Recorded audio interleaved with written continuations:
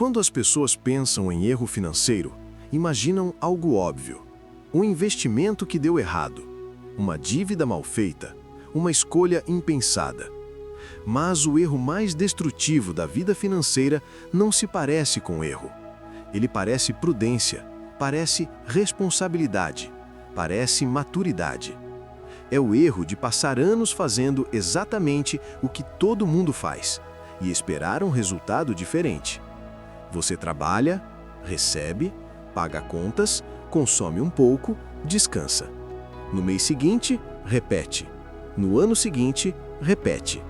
Na década seguinte, repete. Nada explode, nada quebra, nada chama a atenção. E justamente por isso, ninguém percebe que está perdendo o ativo mais valioso que existe: tempo de construção financeira. O erro não é ganhar pouco, não é gastar errado, não é nem começar tarde. O erro é tomar decisões de curto prazo para uma vida que vai durar décadas. A maioria das pessoas decide pensando assim: isso resolve o mês? Isso evita estresse agora? Isso me deixa confortável hoje? Pouquíssimas perguntam: isso melhora a minha posição daqui a 5 anos? Isso me dá mais opções no futuro? Isso cria alavancagem ou dependência? Quando você decide apenas para aliviar o presente, você está, sem perceber, transferindo o custo para o seu futuro. E o futuro sempre cobra com juros. Esse padrão não nasce do nada. Ele é ensinado. Desde cedo, as pessoas aprendem que estabilidade é o objetivo final, que segurança é mais importante que crescimento, que errar é perigoso, que mudar é arriscado. O problema é que o mundo moderno pune quem fica parado.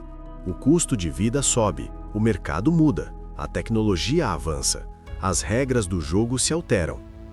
Quem não cresce não fica estável, fica vulnerável. Mas como essa vulnerabilidade é lenta, ela não assusta. Ela apenas aperta, ano após ano. Repetir o mesmo padrão financeiro por muito tempo cria um efeito silencioso. Você perde margem de erro, poder de escolha, capacidade de adaptação. Com o tempo, suas decisões deixam de ser estratégicas e passam a ser reativas. Você não escolhe mais o que quer fazer, escolhe o que dá para fazer. E esse é o ponto onde muita gente acorda tarde demais, quando percebe que trabalhou duro, foi responsável, mas construiu uma vida sem flexibilidade. Existe um mito perigoso, o de que inteligência protege contra erros financeiros. Na prática, muitas vezes acontece o oposto. Pessoas inteligentes analisam demais, esperam segurança total, querem entender tudo antes de agir. Enquanto isso, pessoas medianas começam antes, erram em movimento e ajustam ao longo do caminho. Resultado? Quem age cedo ganha tempo. Quem espera o cenário perfeito perde o principal ativo do jogo. O tempo não recompensa a intensidade, recompensa a consistência.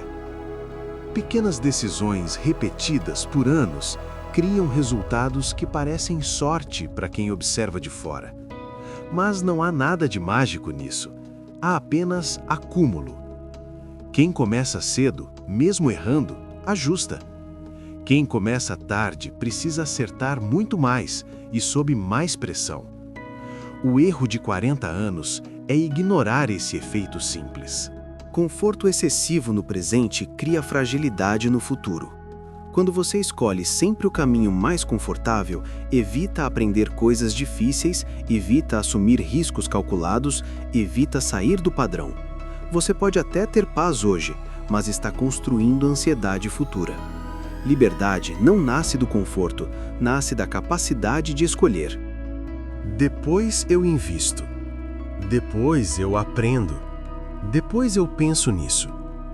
O problema do depois é que ele nunca vem sozinho.